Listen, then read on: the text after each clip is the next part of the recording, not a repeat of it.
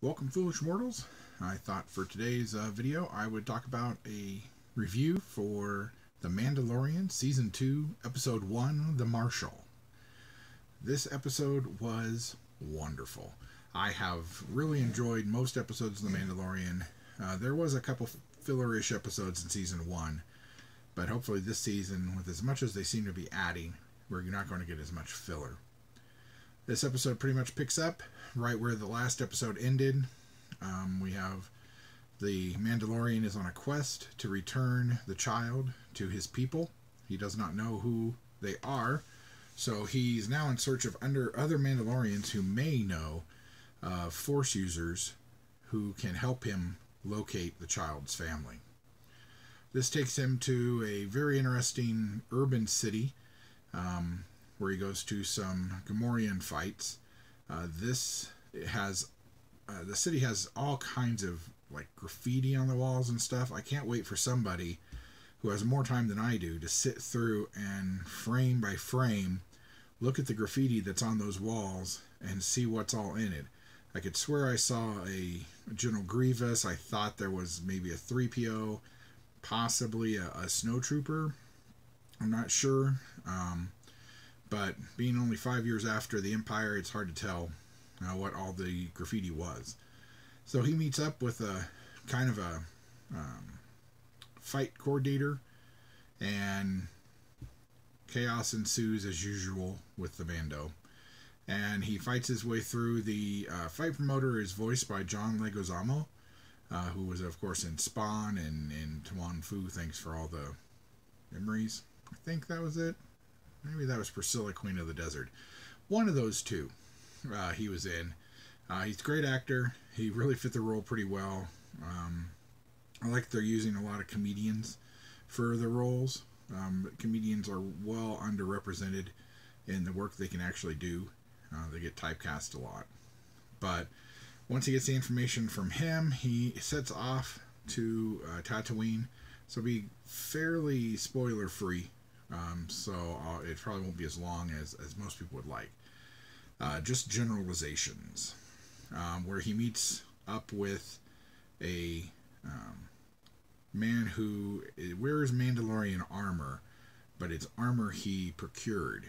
It's not armor he earned. So he's the Marshal, and now I forgot the character name, but that's okay. He's played by Timothy Oliphant. I think that's how you pronounce his last name. He was on Justified, and he was also in Deadwood. In fact, there's a couple Deadwood people in this episode. And the entire episode is very much a Western. Think High Noon. The Marshal dresses like John Wayne, down to the red shirt and scarf. The Searchers, even. You could even really draw it out and say there's a little bit of Blazing Saddles in it as well.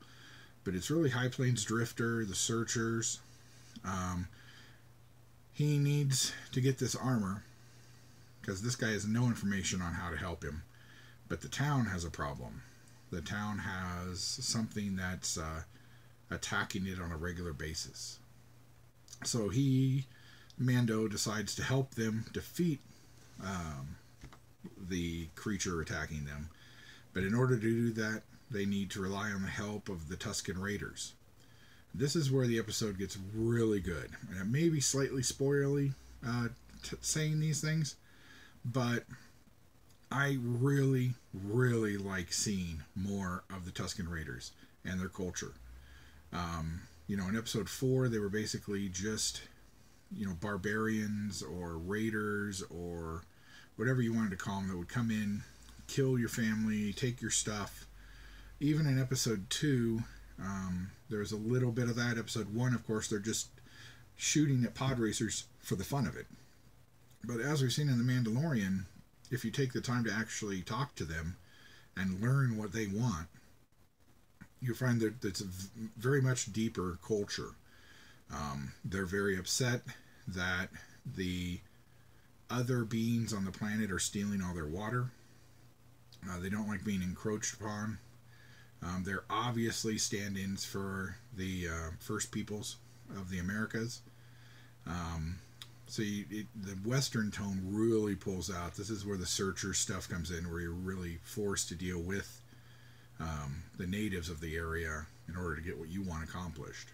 So it was really cool to see that. It's great to see that Mando has taken the time to learn their language. It would really be interesting to find out why he knows their language.